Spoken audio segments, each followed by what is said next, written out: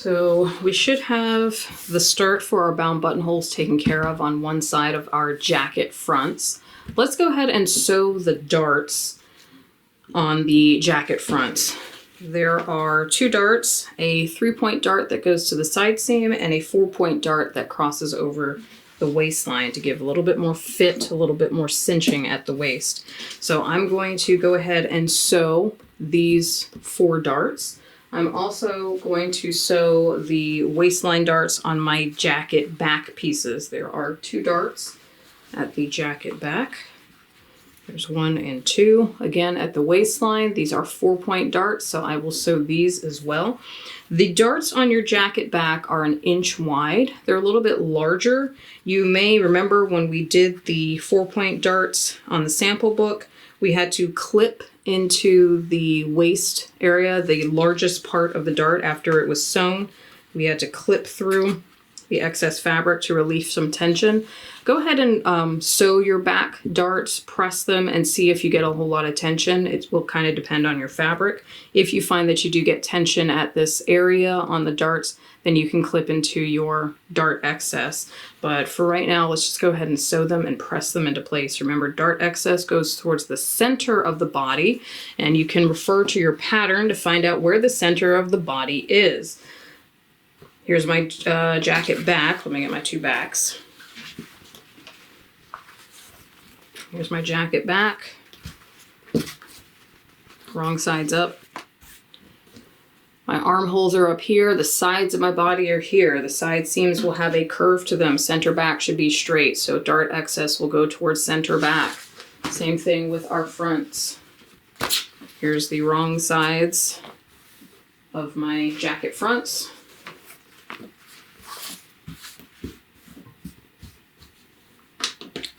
Three-point darts are going out towards our side seams. Here are our armholes again. These are the side seams. They've got curves to them.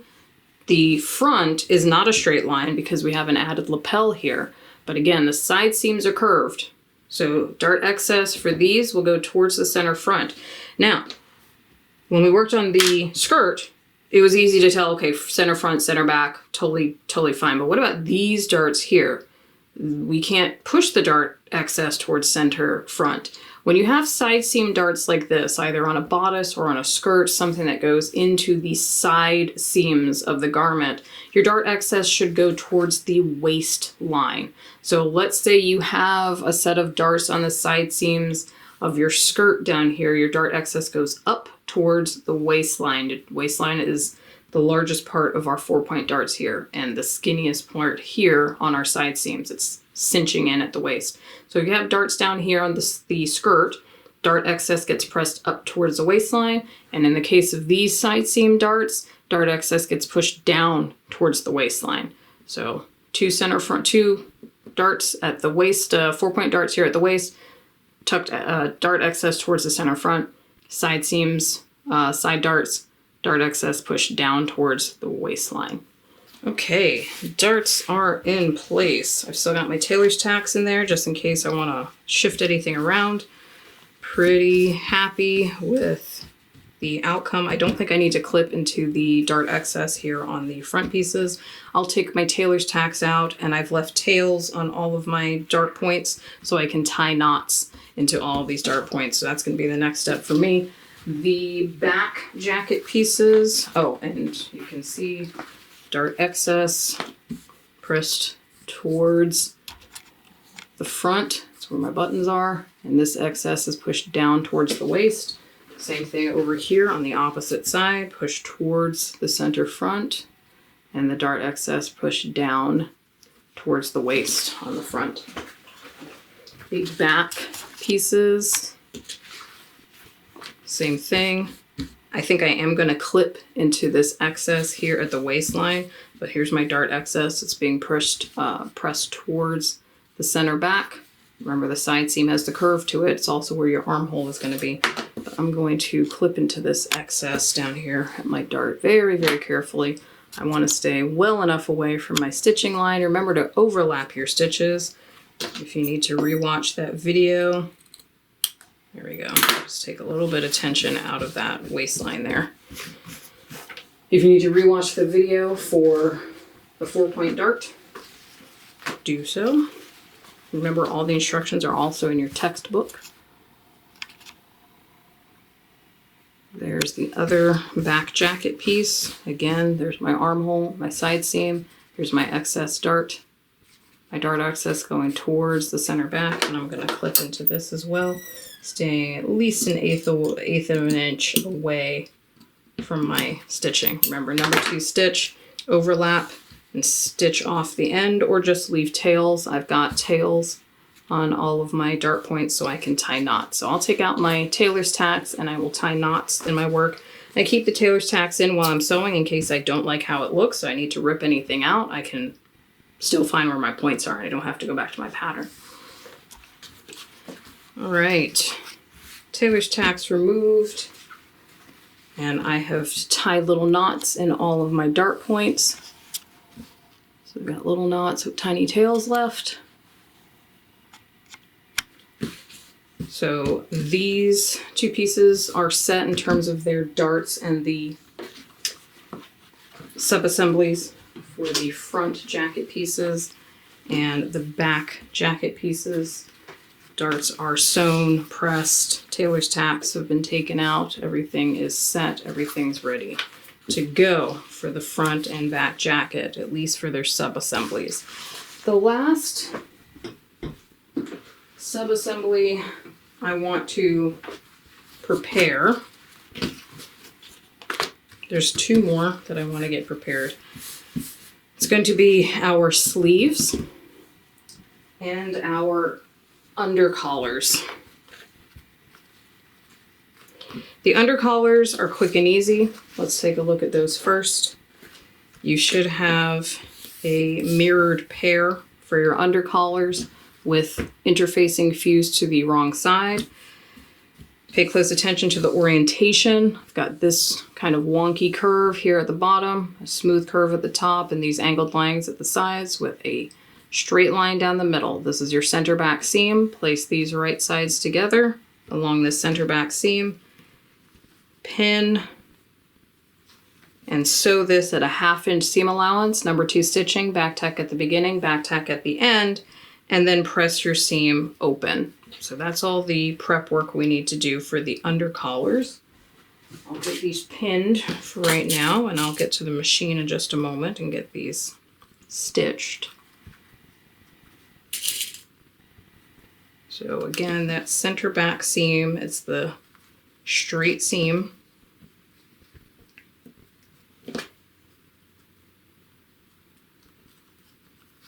Along the middle.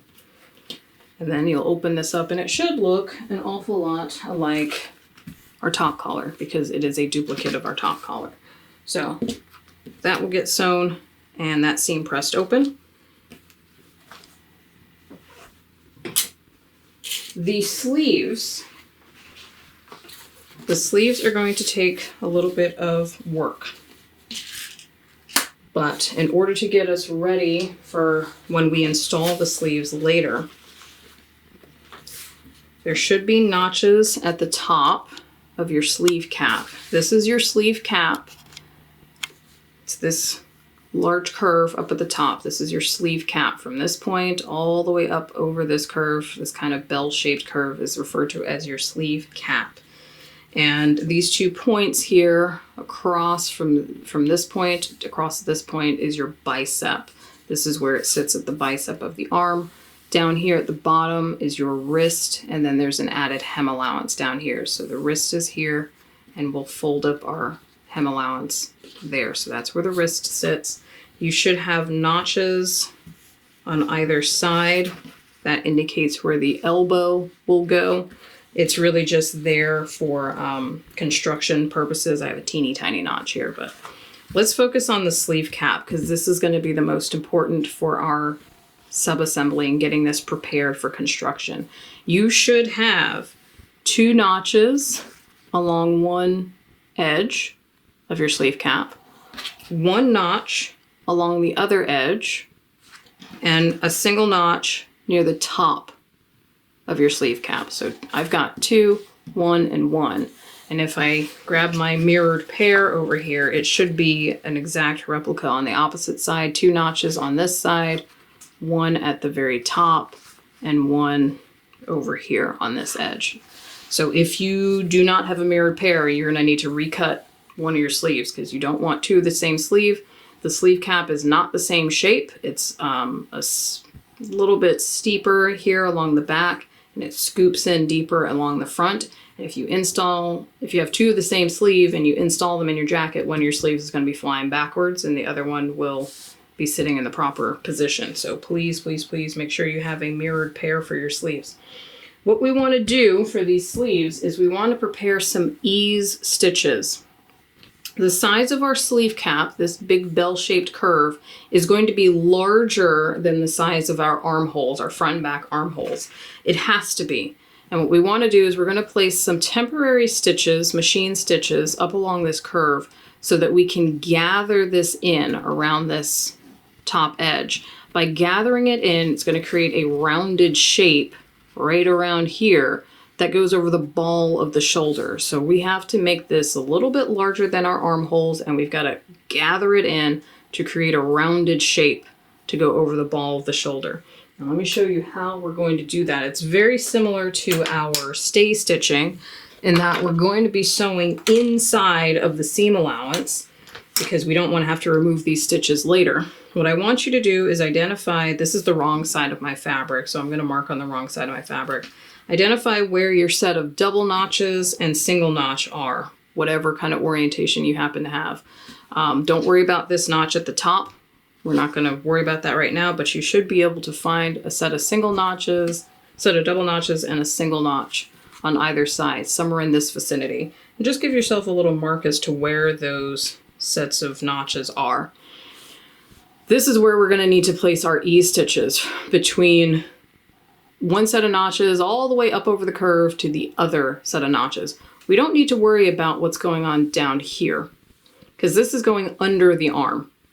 We don't need any fullness added under the arm. There's nothing going on under there that we need to create any rounded shape for. It's just here between our notches where we need to stitch. So what I'm going to do is when I go to the machine, I'll start here where my back notches are. I'll stitch up along this curve, all the way up along the top edge of this curve, and I'm going to stop over here where my front notch is. And it's going to be the same on the opposite side. I'll show you the opposite sleeve as well. Now, as I mentioned, I don't want to have to take these stitches out. So we're going to be sewing inside of the seam allowance. I'm just going to zoom in here.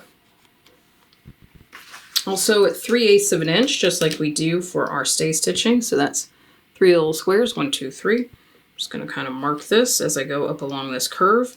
And when I go to sew this, I want to use a number 4 stitch. It's going to be a very long stitch.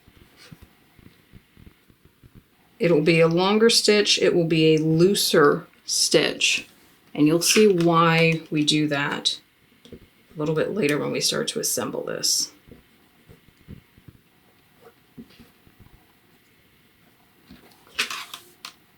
So marking at 3/8 of an inch. Again, you can use a seam guide on your machine. You don't have to mark this. I'm just illustrating this for the demonstration.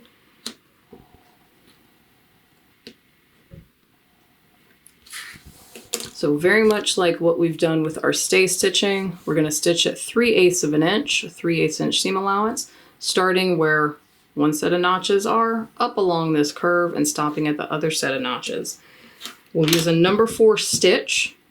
We will not back tack. Do not back tack. It's the same as our stay stitching, no back tacking. So stay stitching, ease stitching, no back tacking. If you back tack, you won't be able to utilize the ease stitches to their full potential. You won't be able to utilize them at all. Number 4 stitch, 3/8 of an inch, seam allowance, no back tacking, leaving tails at the beginning and the end of your work. So make sure you pull some thread out of the machine before you set your needle in. Stitch around on that number 4 stitch, stopping over here, and then pull some threads out of your machine and leave long 4 to 5 inch tails at the beginning and the end of your work. I'll show you that one more time for the placement of these stitches. This is my mirrored pairs, my mirrored sleeve, so I've got my double notches over here. and I've got the single notch over here. So same thing from notch to the other set of notches, 3/8 of an inch up and around this curve.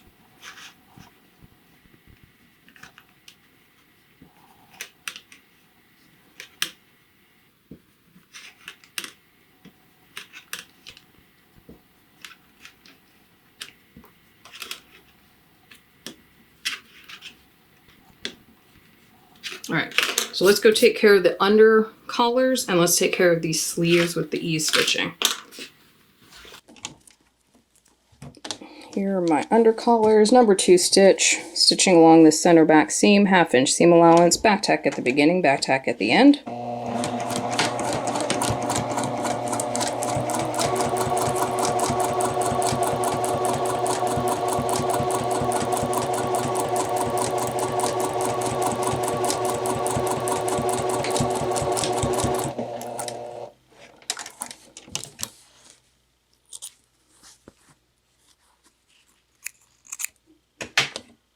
And this seam will get pressed open on the iron. Press it nice and flat, and that will be it for the under collars. Those will be ready to go once they're pressed. Now, I'm going to work on my sleeves. I'm going to switch to a number 4 stitch. Should be a nice long stitch. I'm going to pull out some tails of thread. I'm lifting my presser foot to release some tension in the machine. And I'm pulling out some nice long tails. I want to make sure I've got my top and bobbin thread at least 4 to 5 inches of thread. I'm going to set that back in my machine.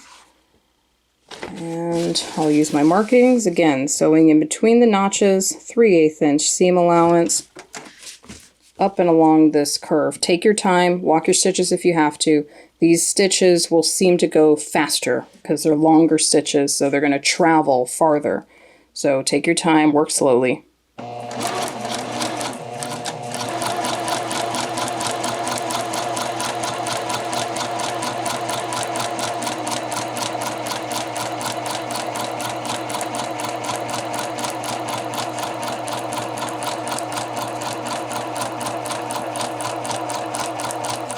There's my other set of notches, and I'm done. I'm going to pull out my thread, no back tacking, make sure I'm leaving nice long tails, and snip.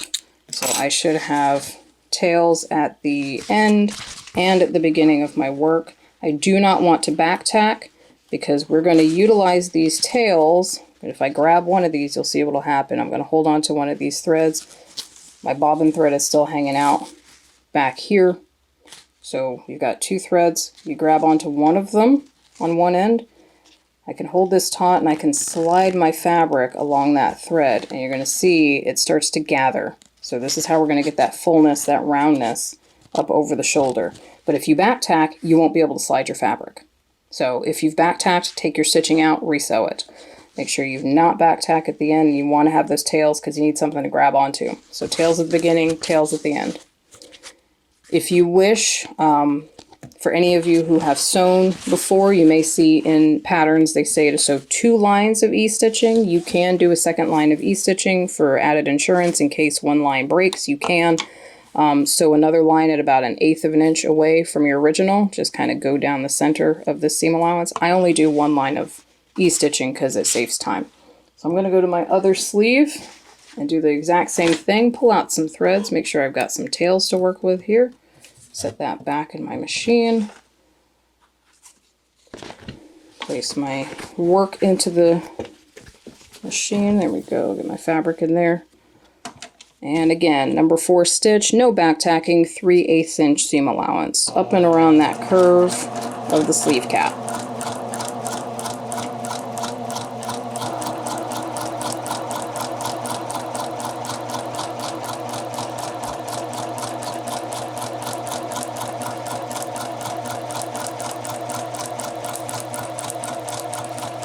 And stop at your other notches. No back tacking, pull some threads so you have tails to work with, and snip. So again, tails at the beginning, and well, tails at the end, and tails at the beginning. There we go. And again, you can grab one of these threads, hold onto it tight with one hand, and then you kind of tug with one hand while sliding the fabric along the threads with the other hand. And you're going to see that fabric start to gather up. And that's what we want to do. That's what we're going to need when we start setting these sleeves in. So make sure you've got these E-stitches in place. So that's going to help us when we go to set these sleeves in later. And that will take care of our sub-assemblies for the jacket. So we should have the sub-assemblies taken care of for the most part. Our sleeves should have their E-stitches, 3/8 of an inch from this top edge between our notches. Our undercollars should be interfaced and pressed open, which it is not, so I'm going to have to re-record this. This seam looks a little bit wonky. Check something real quick here. See if this even fits. It's not great, but it'll do. Okay. So we should have most of our sub-assemblies done by now. We should have E-stitches on the sleeve caps of both of our sleeves, 3/8 of an inch, number 4 stitches, no back tack, leaving tails at the beginning and the end. Our undercollars should be interfaced, stitched, and pressed down the center back seam. There should also be notches at the neckline for our undercollars. Our top collar should also be interfaced with notches. Again, interfacing your undercollars is a matter of preference.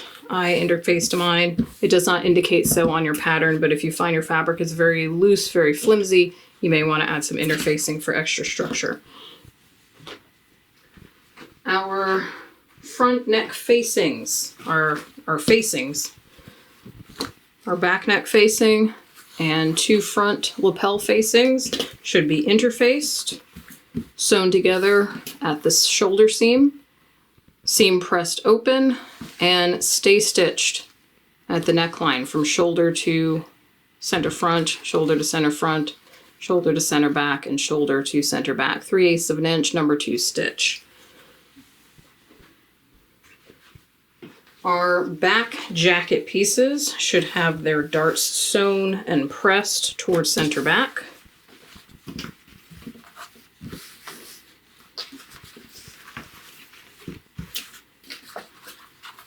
Dart excess going towards center back. 4-point darts on this 2 back jacket pieces. Front jacket pieces should also have their darts sewn with dart excess going towards center front and the side seam dart going down towards the waistline. Bound buttonholes, the first half of the bound buttonhole should be installed to the wearer's right side, which is our left side. These just look so crooked, but oh well. It is what it is. The next thing to consider, once we've got all these little sub-assemblies and whatnot taken care of, next thing to consider is seam finishes. How do you want to finish off the seams? There are several seams that are going to be visible when someone removes this jacket because we're not installing a lining. There's going to be a few visible seams. Your center back darts will be visible when the wearer removes this garment. Your center back seam will be visible when the wearer removes this garment. Your side seams might be visible. Your shoulder seams for the front and back jacket, those might be visible as well. So consider what kind of seam finish you might want to do. I'm going to serge mine in the interest of time. Just know that the same thing holds true in that the serging will eliminate any notches that we may have. So just remember there are some hem notches and whatnot down here at the bottom of your jacket pieces. So you may want to hold on to your pattern in case you serge over all your notches. You may not know where those notches are. So make sure your pattern is handy if need be. A bias bound, Hong Kong bias bound finish is going to be very nice on a garment like this, but it will take time. But I'm going to serge my work That's going to be my seam finish. And I'm going to go ahead and take care of that serging right now before I start assembling anything. So again, consider whether you want a turned and stitched, Hong Kong bias bound, or a serged Hong Kong bias bound, or maybe a turned and stitched finish. I do not recommend doing French seams unless you have a very, very thin fabric. And even then, only do so on your shoulder seams, side seams, maybe center back seam. This is our facing that we assembled in the last video. And because I'm not installing a lining, there is no seam allowance added along this outer edge, all the way around the neck line, the back neck facing, and all the way back down. There is seam allowance everywhere else, however. But normally you would add seam allowance all the way around this edge because you'd be adding a lining onto it. But because we're not installing a lining, there is no seam allowance along any of those edges. So I'm going to serge those edges. Make sure that you are following the orientation that I have of my pieces here. This is the right side of my fabric facing up. Here are these two lapel points facing towards the middle. This neckline right here, this is our neckline where we stay stitched. No need to do anything with that because that already has seam allowance. We're going to be attaching our collars and whatnot there. No need to do anything along this front section where our lapel points go all the way down to our hem. Don't need to do anything there. We've got seam allowance already there. That's going to be clean finishing our lapel. No need to do anything down here at the hem. This has a seam allowance as well. This is going to attach to our jacket. Don't need to do anything there. So I'm going to omit this. I'm going to omit these two front pieces, and I'm going to omit this neckline curve. But everywhere else, starting from here, all the way up along the edge, over my seam, around the back neck facing, and then back down, I'm going to clean finish that with a serge stitch. So that will get serged. The next thing I'm going to serge will be my sleeves. These two edges, these are our underarm seams. This goes underneath the arm. I'm not going to worry about my sleeve cap because that's going to attach my armhole. And depending on what kind of finish I want to do down here, I may or may not serge this, but I'll do that later. But preemptively, I'm going to serge my two underarm seams, and I'll do that on both of my sleeves. These will get serge stitching along these underarm seams. I'm not going to worry about the hem right now.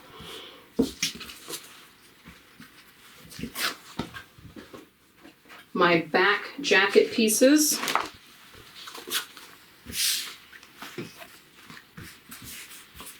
So if you're doing a Hong Kong bias bind or a turned and stitch or something, you may want to consider doing those seam finishes now. You can also do them after you've sewn the seam, but either will do. I'm not going to worry about my armholes because I'm going to attach my sleeves there. I'm not going to worry about my neckline because I'm going to attach my collar up there, but my shoulder seams I will serge, my side seams I will serge. I'll also serge my center back seam all the way down the middle. Not going to worry about the hem, not going to worry about the armholes, not going to worry about the neckline. So it's going to be shoulders, side seam, and center back will get serged on mine. As for the front jacket pieces, again, not going to worry about my neckline because that's going to get a collar installed. Not going to worry about my lapel points or my center front, well, my front extension, because that's going to get clean finished with my facing. Not going to worry about my hemline because that's going to get finished later on. Not going to worry about the armholes because I'm putting sleeves in. But again, my shoulder seams I will serge, and my side seams I'm going to serge. So I'm going to go ahead and take care of all that serging right now, and I'll be right back. Just to recap, serging or seam finishing and whatnot, top collar and under collars, nothing. No serging, no seam finishing or anything. They have seam allowance all the way around. They're going to get clean finished once we finish assembling everything. Those are the only pieces that I have not applied any serging or seam finishing to. Jacket back pieces.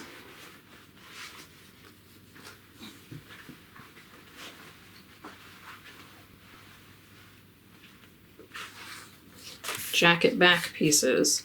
Serging along the center back seam, serging along the side seams, and serging along the shoulder seams. Center back, side seams, and shoulder. That is it for seam finishing on the jacket back pieces.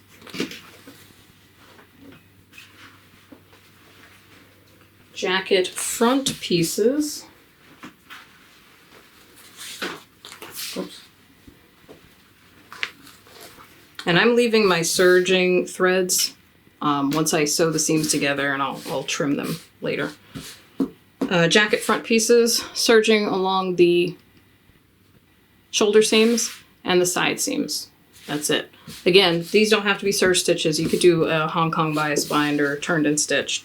Just be aware if you're doing turned and stitched, you only have a 1/2 inch seam allowance to work with. So you got to take a teeny tiny little turn, and just be aware again with any preemptive seam finishing, you lose your notches when you do that.